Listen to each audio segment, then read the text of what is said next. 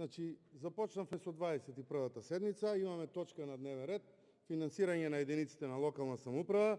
Сите пратеници доаѓаат од некоја од локална самоуправа, имаат потреба да кажат одредени позитивни работи или аномалии по однос на работењето на локалните самоуправи од кај што идат. И пријавени се пратеници колку што се пријавени, дури јас имам забелешка што немаме повеќе пријавено пратеници, затоа што сметам дека состојбата во секоја локална самоуправа е катастрофална и може да се дискутира и да се запознае јавноста не само со розовите настапи на владините медиуми, туку и со реалната состојба.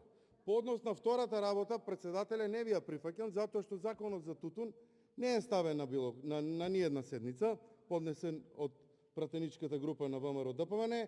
Добро, ако се договориме, можеме законот да го повлечеме, да го пуштиме и утре да закажеме седница само со една и единствена точка.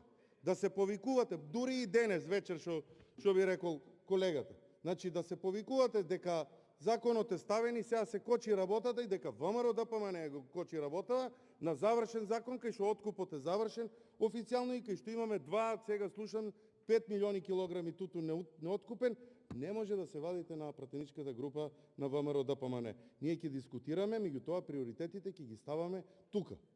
Она што е приоритетно, дајте да го дискутираме, за тоа ви викам, и ако немаше кворум, ќе направиме подршка да помине законот за тутун, да им дадеме уште еден месец рок за откуп на тутун на граѓаните во Република Македонија. Затоа што навистина е жално и срамно да произведен тутун остане неоткупен во државата. Мора да се најде начин, форма за таа работа да биде завршена. Се работи за голем број на македонски граѓани кои се занимаваат со трудопродуктивната работа во државата, тоа е производство на тутун. Благодарам.